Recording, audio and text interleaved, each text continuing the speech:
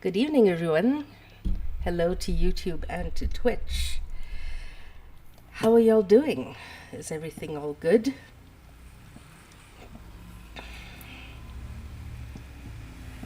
And hello, Discord and TikTok. I don't think anybody is on the Discord call. No, there's nobody there.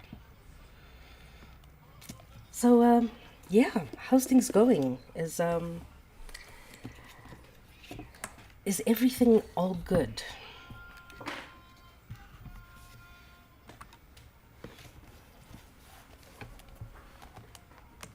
My husband is watching, I don't know what. Husband, what you watching? He is not responding.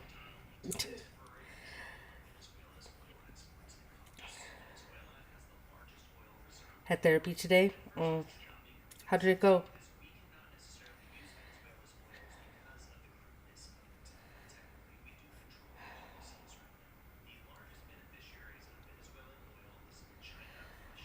I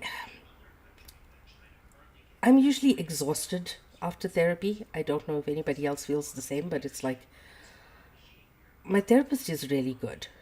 Um, she's also really snarky, but she's just such a good therapist, and she makes me think about a lot of things that I try not to. Yeah, he's not even responding. His husband needs reset to factory settings.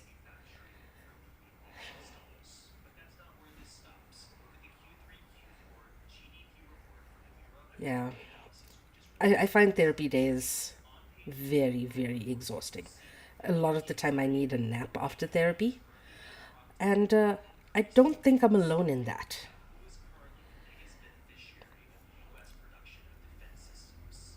Because I know a lot of people who feel very drained after therapy, and I see it as a as a good sign, as a sign of okay, this is the kind of energy that you need to be expending on therapy, because it's hard work.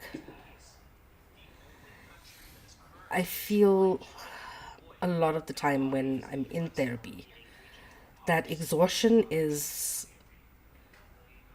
takes a physical toll because when there's so much to work through and the world is so overwhelming and you feel like maybe maybe I should just give up, um, and you push through it anyway.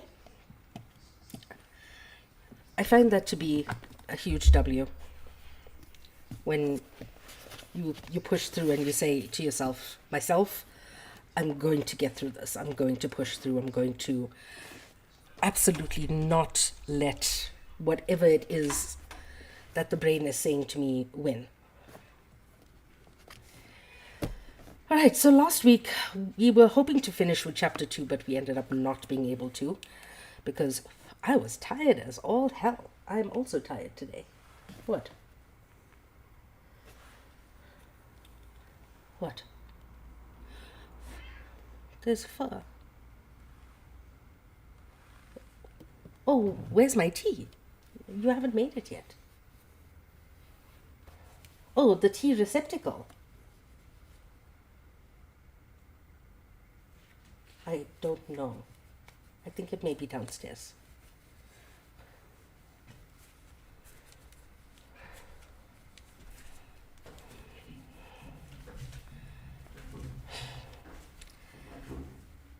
Iskander is okay.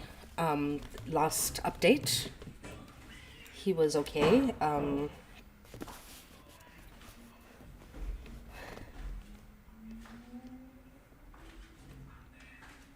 And now I've lost my train of thought.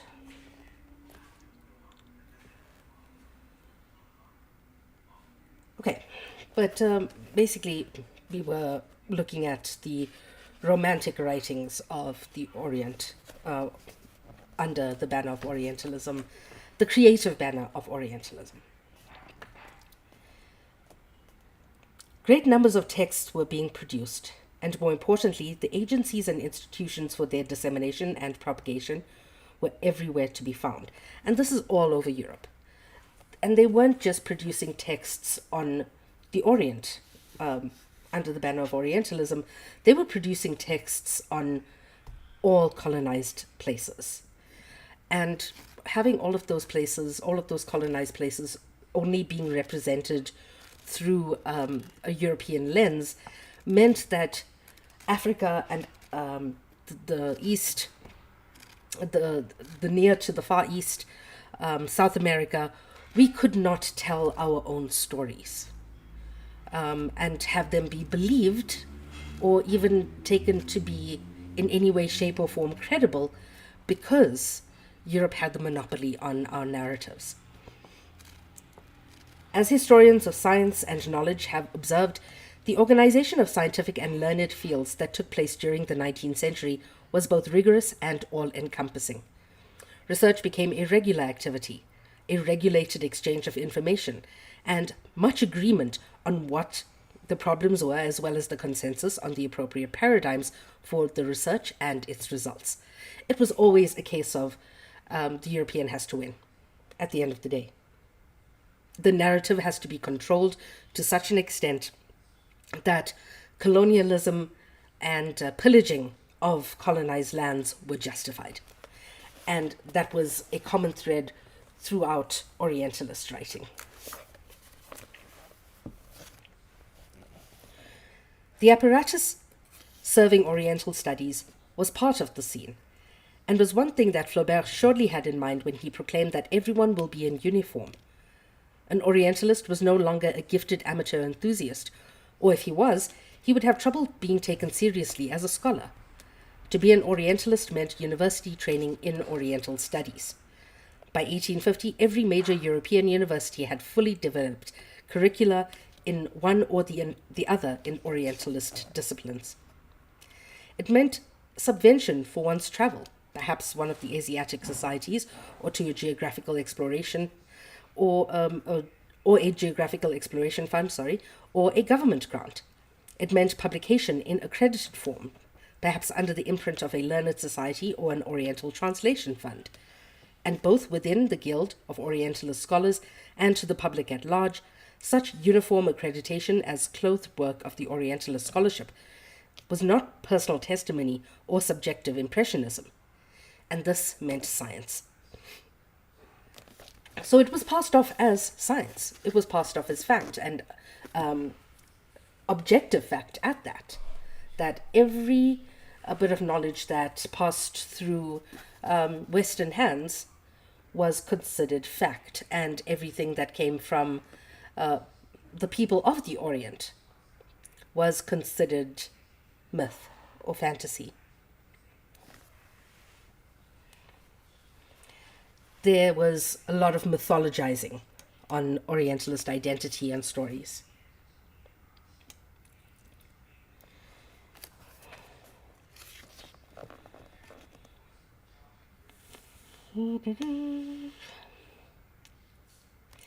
Added to the oppressive regulation of Oriental matters was accelerated attention paid by the powers, as the European empires were called, to the Orient, and to the Levant in particular. Now we see it unfolding. Ever since the Treaty of Chanak in 1806 between the Ottoman Empire and Great Britain, the Eastern question had hovered ever more prominently on Europe's Mediterranean horizons. And notice how they word it. Thank you. How they word the Eastern question. Where else do we see that in history? That term being used. I wonder.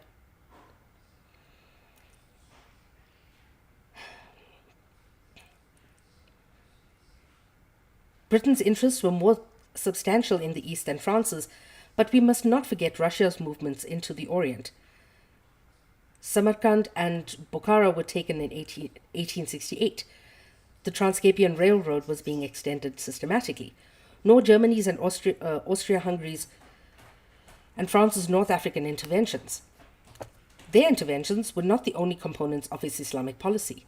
In 1860, during the clashes between Maronites and Druzes in Lebanon, already predicted by Lamartine and Nerval, France supported the Christians, England the Druzes. For standing near the center of all European politics in the East was the question of minorities, whose interests the powers, each in its own way, claimed to protect and represent. Jews, Greek and Russian Orthodox, Druze, Circassians, Armenians, Kurds, and various small Christian sects, all of these were studied, planned for, designed upon by European powers, improvising as well as constructing their Oriental policies. And it's important to note that because they were constructing their Orientalist policies, they probably did have very much a preconceived notion about who they wanted to support and why, and what narrative they were going to create around it.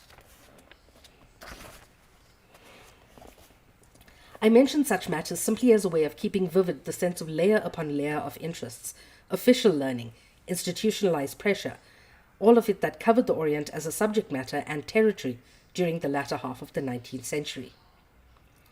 Even the most innocuous travel book, and there were literally hundreds written after the mid-century, contributed to the density of public awareness of the Orient, a heavily marked dividing line separating the delights, miscellaneous exploits, and testimonial portentousness of individual pilgrims to the East, which included some American voyagers, among them Mark Twain and Herman Melville, from the authoritative reports of scholarly travelers, missionaries, governmental functionaries, and other expert witnesses. This dividing line clearly existed in Flaubert's mind, as it must have for any individual consciousness that did not have an innocent perspective on the Orient as a terrain for literary exploitation. English writers on the whole had a more pronounced and harder sense of what Oriental pilgrimage might entail than the French. India was a valuably real constant in this sense, and therefore all the territory between the Mediterranean and India acquired correspondingly weighty importance. Romantic writers like Byron and Scott, consequently, had a political vision of the Near Orient and a combative one, awareness of how relations between the Orient and Europe would have to be conducted. And I think that this is key here, that they saw it as combat right from the start. They saw it as a fight because they knew what they wanted. They wanted the riches of India.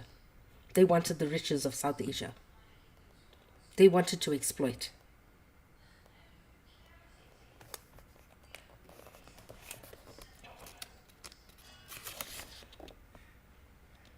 Scott's historical sense in The Talisman and The Count of Robert of Paris allowed him to set these novels in Crusader Palestine and 11th century Byzantium, respectively, without at the same time detracting from his canny political recitation of the way powers act abroad.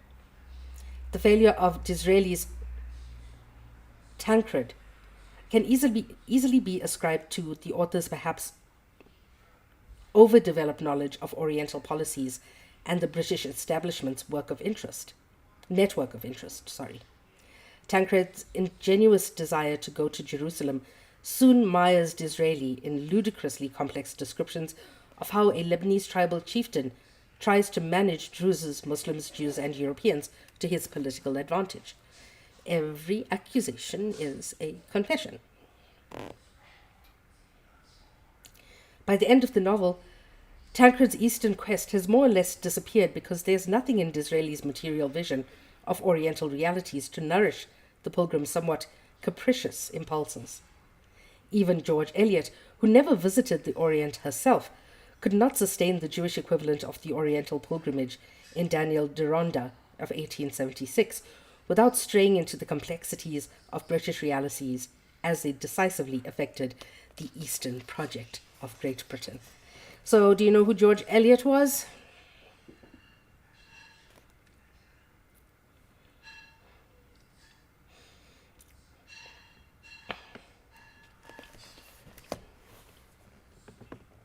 Hi.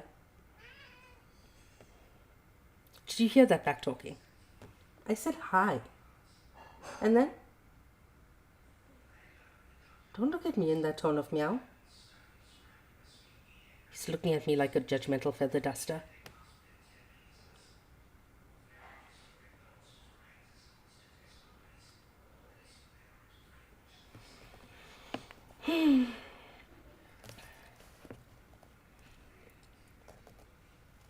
So, George Eliot, for those of you who don't know, was Jane Austen, writing under the pen name George Eliot because women writers were not published back then. So when she wrote Daniel Deronda, she wasn't writing as a pilgrim, but as somebody writing of a pilgrim. And it's very evident in the work itself. No worries, say. It's Jane Austen. So we can say that whenever the Oriental motif for the English writer was not principally a stylistic matter, as in Fitzgerald Rubaiyat or Moriya's Adventure of Haji Baba of Isfahan, it forced him to confront a set of imposing resistances to his individual fantasy. There are no English equivalents to the Oriental works by Chateaubriand, Lamartine, Nerval, and Flaubert, just as Lane's early Orientalist counterparts, Cécile and Renan, were considerably more aware than he was of how much they were creating what they wrote about. The form of such work as Kinglake's Earthane in 1844 and Burton's personal narrative of a pilgrimage to Al-Madinah and Mecca between 1855 and 56 is rigidly chronological and dutifully linear, as if what the authors were describing was a shopping trip to an Oriental bazaar rather than an actual adventure. Thank you so much. Mike, are you calling me a She-Hulk? Or are you calling her a She-Hulk? Grow some culture.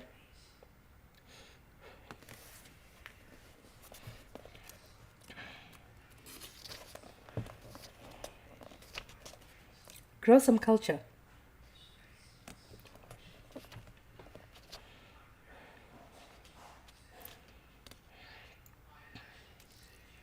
Kinglake's undeservedly famous and popular work is a pathetic catalogue of pompous ethnocentrisms and tiringly nondescript accounts of the Englishman's East. I love that. Oh no, you don't have a culture, honey. The most culture you have is in your yogurt.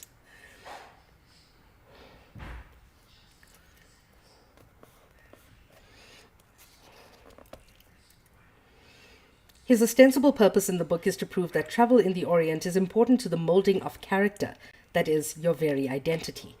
But in fact, this turns out to be little more than solidifying anti-Semitism, xenophobia, and general all-purpose racial prejudice. We are told, for instance, that the Arabian Nights is too lively and inventive a work to have been created by a mere Oriental who, for creative purposes, is a thing dead and dry, a mental mummy. Although Kinglake blithely confesses to no knowledge of any Oriental language, he is not constrained by ignorance from making sweeping generalizations about the Orient, its culture, mentality, and society. Yeah, that's why I'm saying the most culture that a white person will ever find is in yogurt. Oh, wait. Whiteness does have a culture. It's called genocide. Genocide and appropriation. Resource theft. Land theft.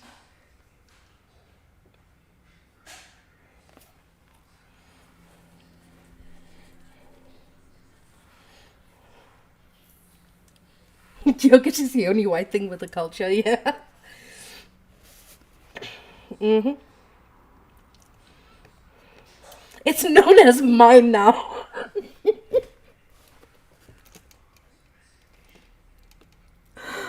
Oh my goodness. That's a winner. That is absolutely a winner.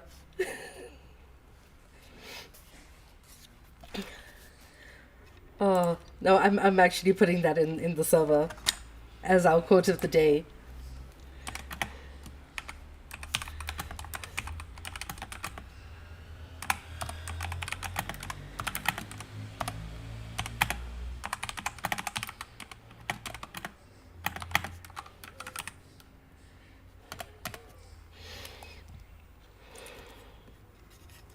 Yeah, you even appropriated yogurt. Yes, it came from Lebanon in Lebanon.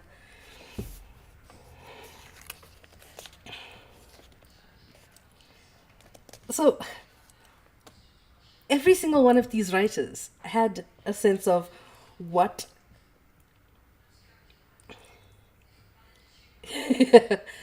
Thank you.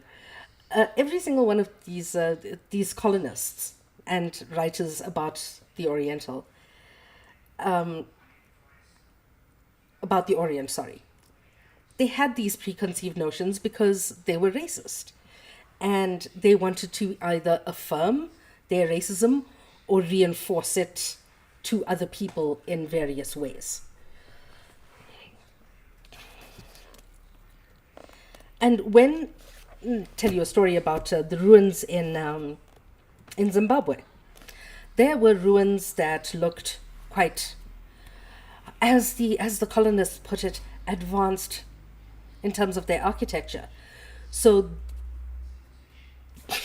and the Anachronista says, white culture is the seagulls from Finding Nemo. Mine, mine, mine, mine.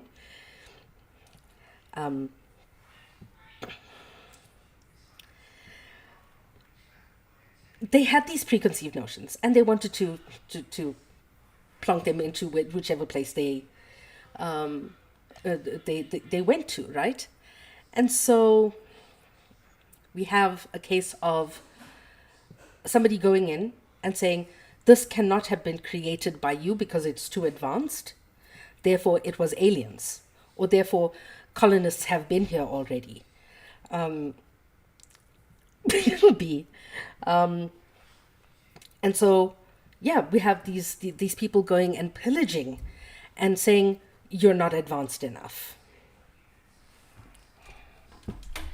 Stealing resources and saying, you don't have the means to educate your people, when the people of the land were barred from education by the colonists. We have all of these things that came out in Orientalist writings and writings about the colonized world in general, so that people like Mike here, who hasn't got two brain cells to rub together, can't put two and two together to say, hey, this is actually because of what colonialism has done to these places. Instead, he says white is right, and we can actually call him a Nazi.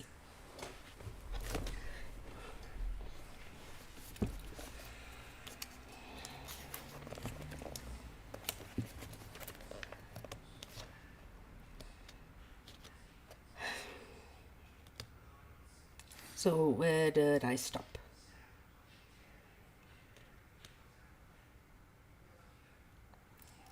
Many of the attitudes he repeats are canonical, of course, but it's interesting how little the experience of actually seeing the Orient affected his opinions.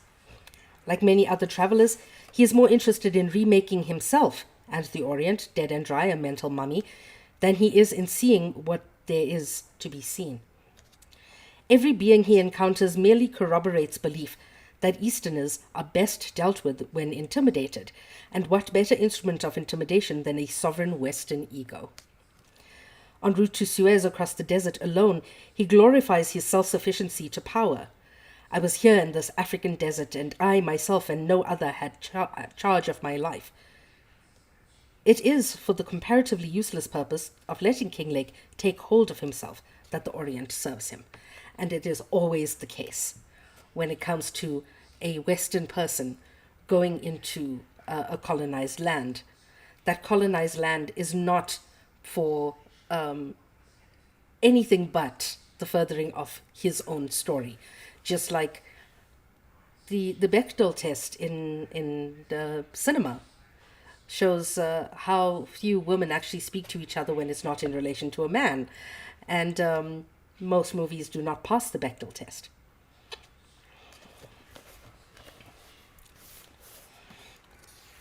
By that same token, women's characters are written to further men's storylines and character development. Any questions?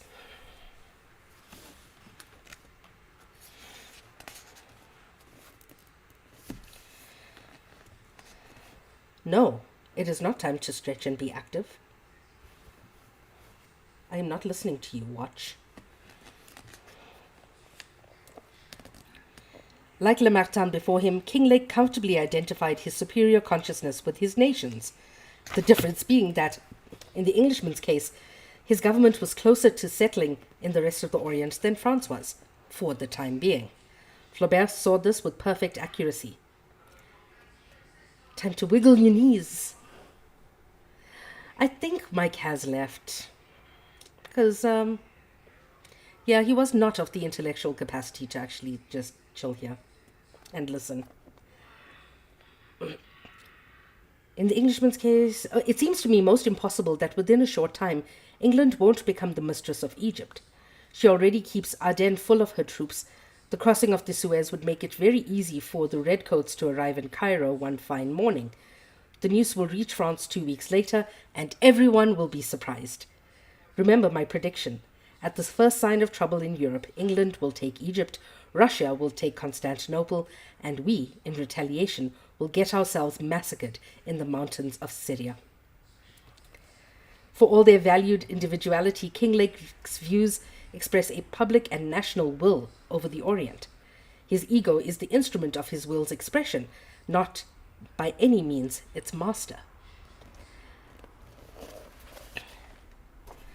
And I'm now wiggling my knees. I didn't know my knees could wiggle. Can we please stop trying to find Nemo? I was about to copy and paste your comment in the live. So good. I think I'm missing something with this one. Yeah, I'm actually going to tell Anachronista. If you don't know the fishy,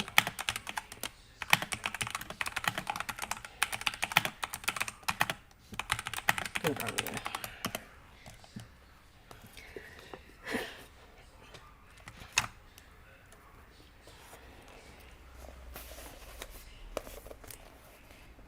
So, whereas France's interest was not total domination, it wasn't total domination, it was cultural superiority at the very least. And how that cultural superiority was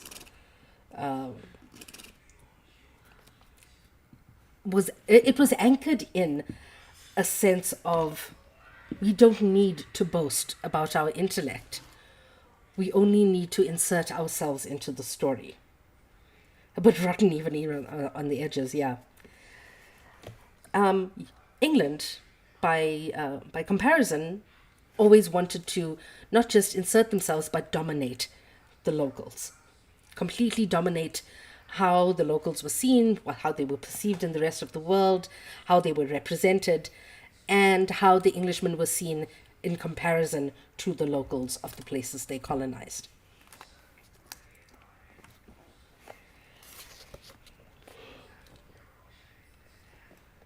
There's no evidence of it in his writing that he struggled to create a novel opinion of the Orient. Neither his knowledge nor personality was adequate for this.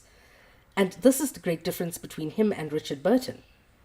As a traveller, Burton was a real adventurer. As a scholar, character, he was fully aware of the necessity.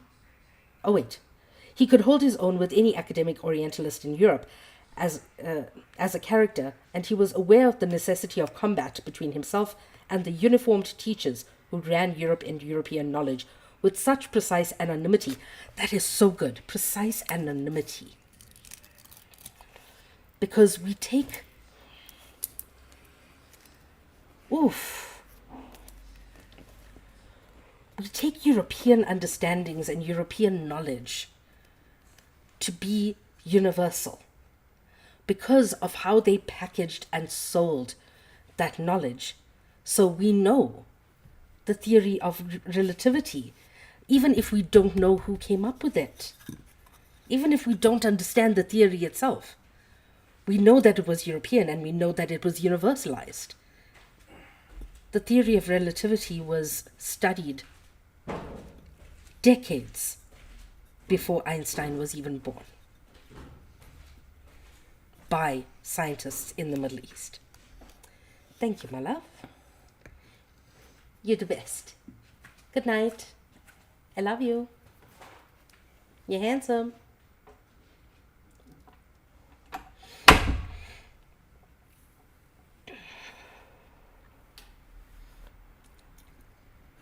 We have intensive knowledge of Darwin as placed as this universalized idea of survival of the fittest. We do not question its racist roots. Thank you. That's my husband. We've been together 20 years. I try to tell him every day that he's handsome. He doesn't listen to me.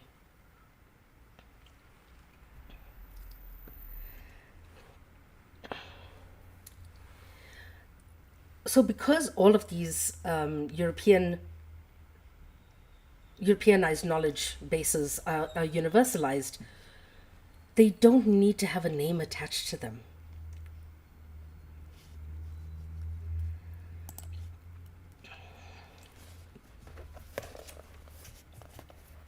Because European knowledge has been so embedded in our consciousness, without any thought for how it is applicable or not applicable to the global south.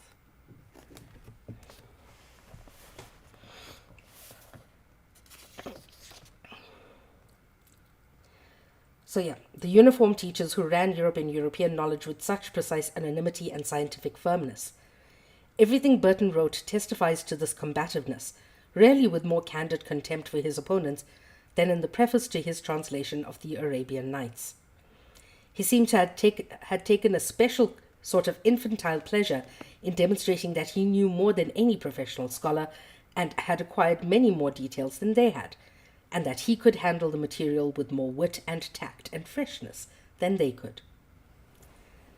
As I said earlier, Burton's work, based on his personal experience, occupies a median position between Orientalist genres, represented on one hand by Lane and the other by the French writers, and his Oriental narratives are structured as pilgrimages, and, in this case, the land of the Midian revisited, pilgrimages for a second time to sites of sometimes religious, sometimes political, and economic significance. Now,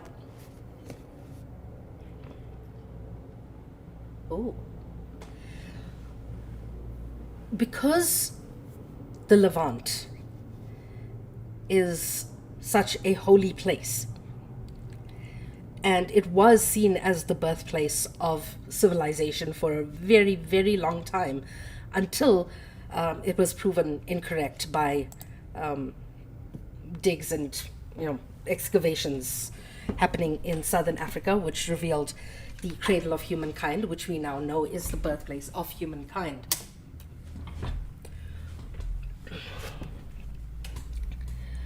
That pilgrimage was so important to them, so important that they would put everything they knew aside from any knowledge that they gathered in Europe, and went over to the Levant, but didn't search for the truth there. They didn't search for a sense of belonging, a sense of peace, a sense of pilgrimage. What they were searching for was a way to Europeanize that history, to impose European narratives of who Christ was, and all of these biblical characters and who they were, what their names were, what their histories were, and Europeanize it to the point that God became white.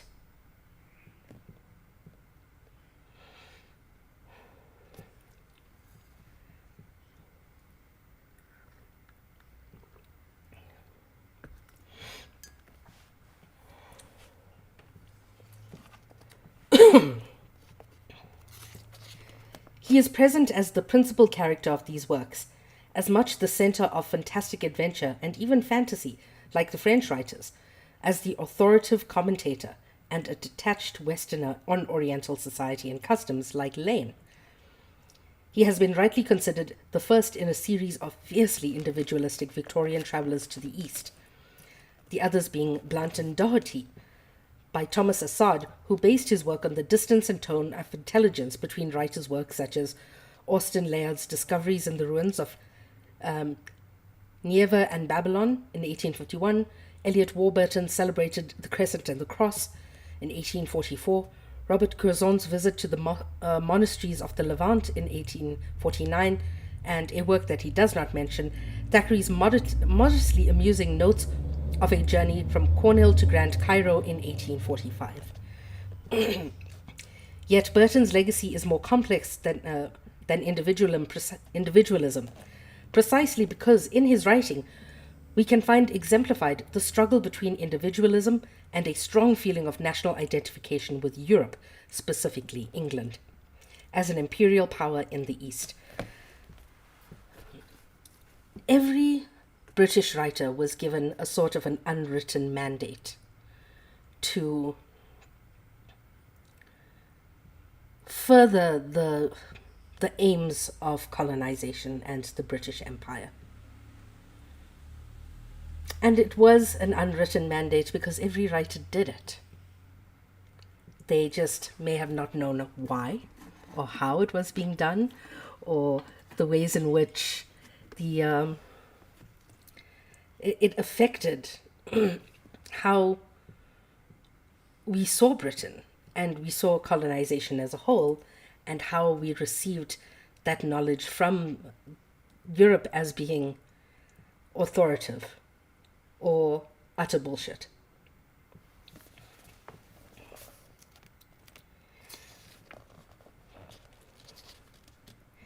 Assad sensitively points out that Burton was an imperialist for all his sympathetic self-association with the Arabs, but what is more relevant is that Burton thought himself both as a rebel against authority, hence his identification with the East as a place of freedom from Victorian moral authority, and as a potential agent of authority in the East.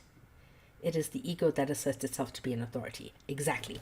And that is why I always say the best leaders are the ones who don't have the ego or ambition to actually rule.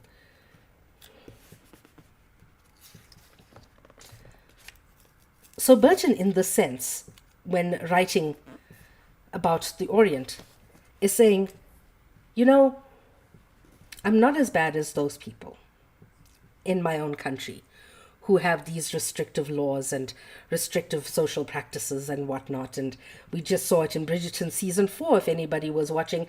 Spoilers.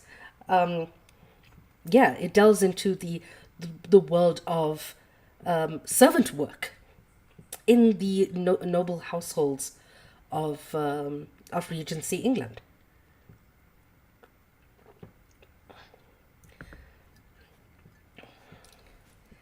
And propriety.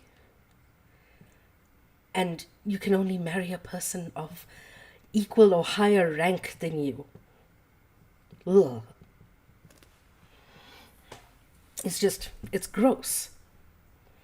And I can completely understand Burton's rejection of that. However, in him going to the Orient, he's also putting himself on a pedestal saying, I'm better than these people as well. For different reasons. Not because they're just like high society in Victorian England, but because they are the lowest of the low and I am higher than them.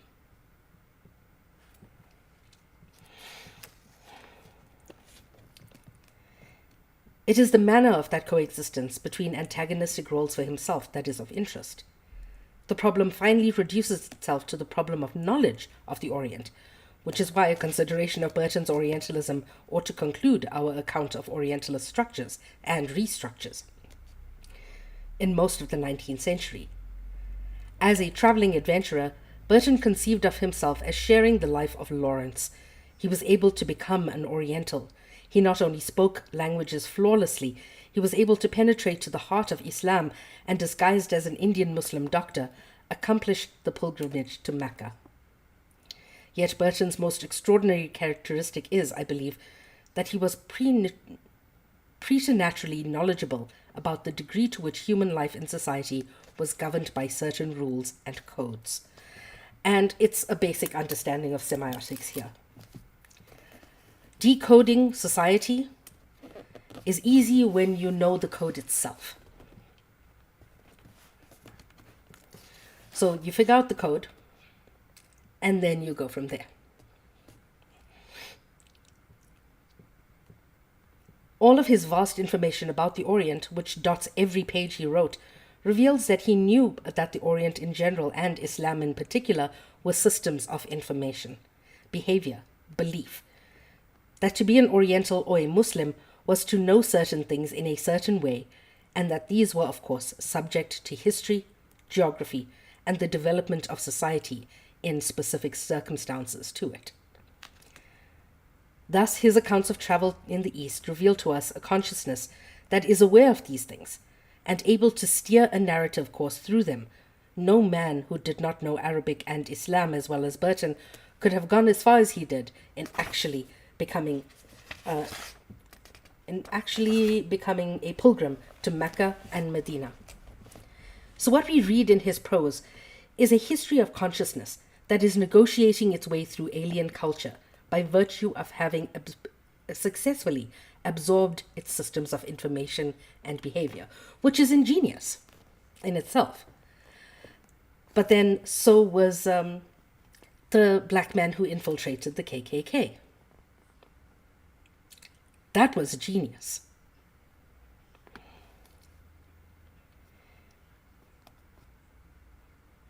Burton's freedom was in having shaken himself loose of his European origins enough to be able to live as an Oriental. But he was never an Oriental. He was always going to be coming from a European mindset and worldview. He would never be an Oriental. Just like Israelis are not of the land. And I find it hilarious that they are allergic to olive tree pollen. It still tickles me. Every scene in the pilgrimage reveals him as winning clout over these obstacles confronting him.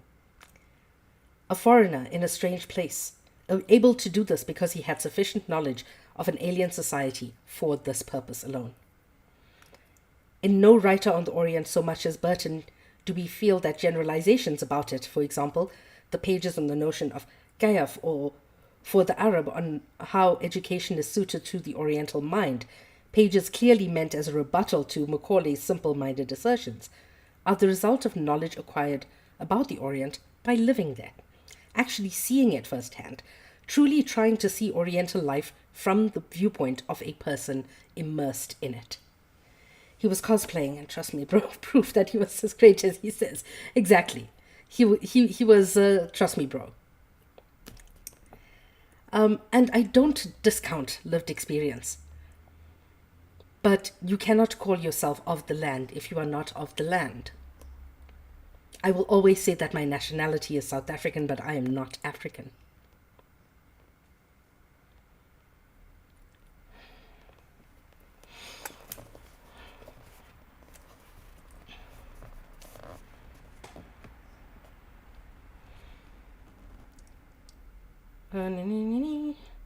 Yet, what is never far from the surface of Burton's prose is another sense it radiates, a sense of assertion and domination over all the complexities of Oriental life. I truly believe that every one of us has at least one huge inner shame we are hiding from inside white supremacy. Oh yeah, absolutely. 100%. Every single white person in this world is hiding a sense of shame for white supremacy. That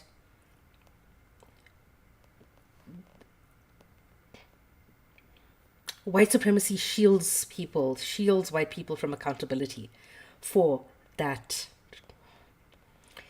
I can't really describe the feeling because I've never had it, obviously. Yeah. And white supremacy shields it. It absolutely shields it.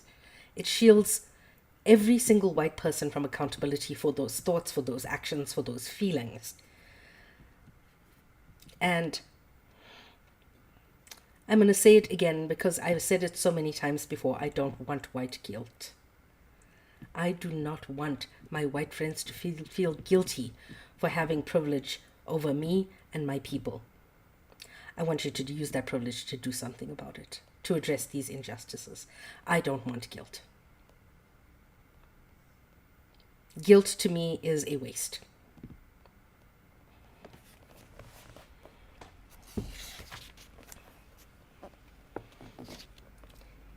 In every one of Burton's footnotes, whether in Pilgrimage or his translation of Arabian Nights, the same is true for his terminal essay, was meant to be a testimony to victory over sometimes scandalous systems of Oriental knowledge, the system he had mastered by himself.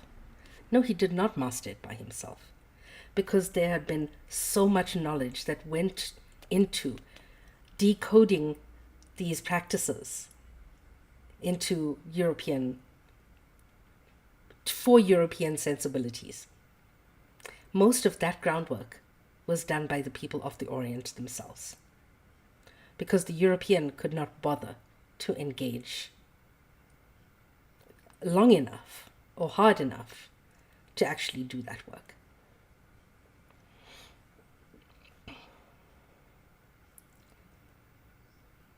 For even in Burton's prose, we are never really directly given the Orient, because everything about it is presented to us by the way of Burton's knowledgeable and prurient interventions, which remind us repeatedly of how he had taken over the management of Oriental life for the purpose of his own narrative.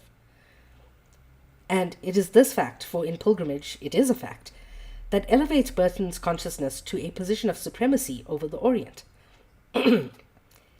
In that position, his individuality perforce encounters and indeed merges with the voice of empire, which in itself is a system of rules, codes, and concrete epistemological habits. And there we have it. That there is absolutely no way that any European writer could get away from that voice of empire. Because as soon as a European steps out of his home, we have a sense of what can he dominate? Where can he go to assert his existence and his knowledge, his way of life, his culture, his habits, his beliefs, because it is a system of domination. And when Mike was here saying some fuck shit in the TikTok chat about white people having all the culture, yeah, white people have all the culture in their pockets because they stole them.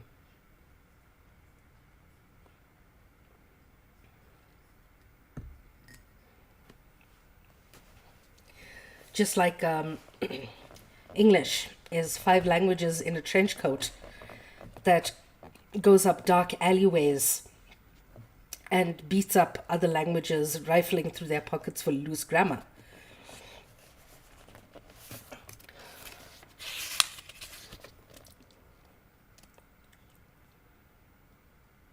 Thus, when Burton tells us in Pilgrimage that Egypt is a treasure to be won, that is the most tempting prize which the East holds out to the ambition of Europe, not accepted even by the Golden Horn, we must recognize how the voice of the highly idiosyncratic master of the Oriental knowledge informs and feeds into the voice of European ambition for rule over the Orient.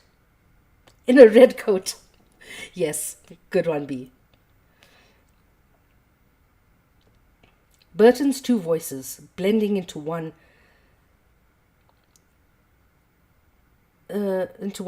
presage is the work of Orientalists, sort of imperial agents like T. Lawrence, Edward Henry Palmer, D.G. Hogarth, Gertrude Bell, Ronald Storrs, St. John Philby, and Willem Gifford Palgrave, to name a few English writers. The double-pronged intention of Burton's work is at the same time to use Oriental residents for scientific observation and to not easily sacrifice individuality to that end. So many levels of theft and colonization? Yep. Stealing language, stealing culture, stealing identity, stealing knowledge. It is the theft of, You know what the real murder on the Orient Express was? The murder of the Global South.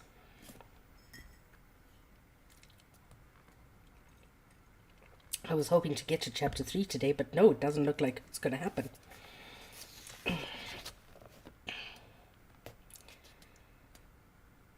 The second of these two intentions leads him inevitably to summit the first, because, as will appear increasingly obvious, he is European, a European for whom such knowledge of Oriental society as he has is possible only for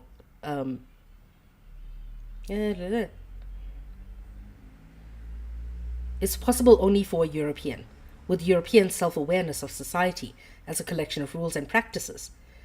In other words, to be European in the Orient, one had to remain to be knowledgeably seeing the known Orient as a domain ruled over by Europe. Orientalism, which is the system of European or Western knowledge about the Orient, thus becomes synonymous with European domination of it. Bars.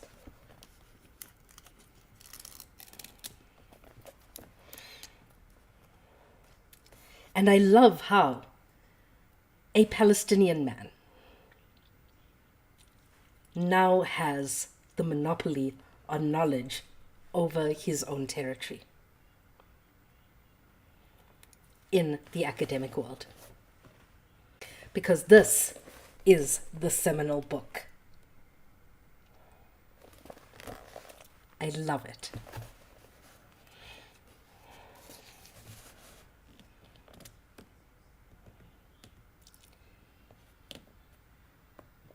This domination effectively overrules even the eccentricities of Burton's personal style.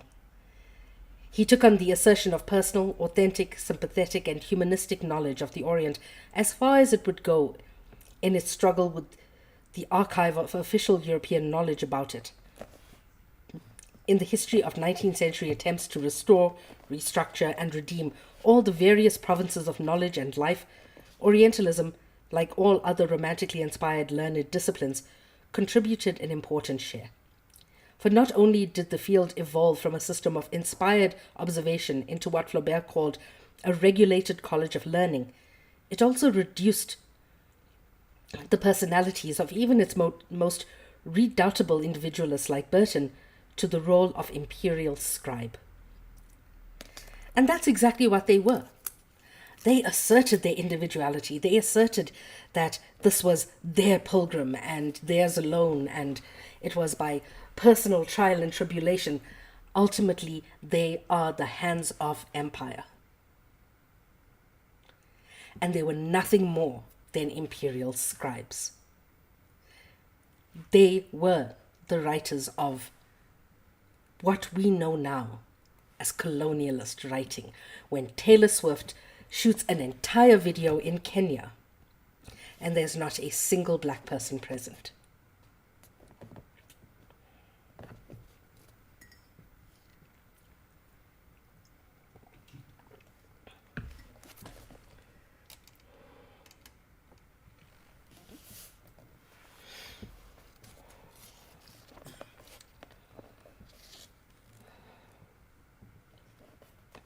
From being a place, the Orient became a domain of actual scholarly rule and potential imperial sway. The role of the early Orientalists like Renan, Sayce, and Lane was to provide their work and the Orient together with a mise-en-scène, setting of the scene, rather. Later Orientalists, scholarly or imaginative, took hold of the scene. Still later, as the scene required management, it became clear that institutions and governments were better at the game of management than individuals. This is a legacy of 19th century Orientalism to which the 20th has become inheritor. We must now investigate exactly as possible the way by which 20th century Orientalism, inaugurated by the long process of the West's occupation of the Orient from the 1880s onward, successfully controlled freedom and knowledge. In short, the way Orientalism was fully formalized into a repeatedly produced copy of itself. Rich Dad, yeah. Yeah, Sayce. the video for Wildest Dreams. I mean, it's such a cool song. It's a great song.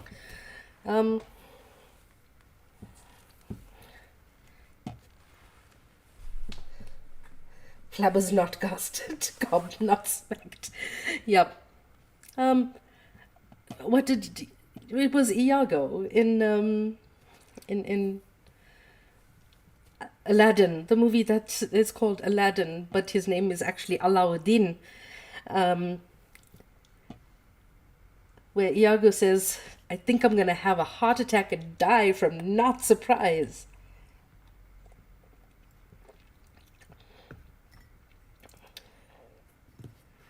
Yeah, I know. I also I enjoy Taylor Swift. Like certain songs, sterling. Do I support Taylor Swift? No.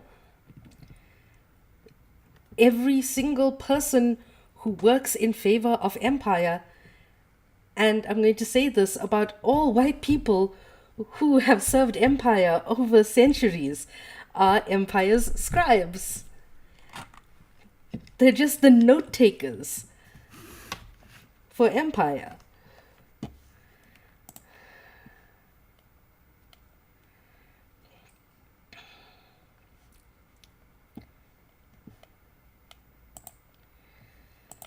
So, any questions? We have now finished chapter 2. Finally. It took forever.